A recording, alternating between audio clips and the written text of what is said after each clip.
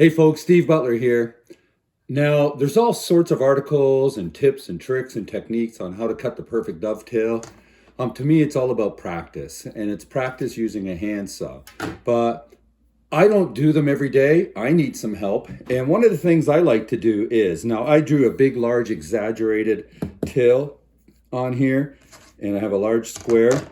Now, cutting on an angle can be tricky enough. Cutting on an angle for the length of a dovetail, making it accurate, can be a little difficult, takes a lot of practice.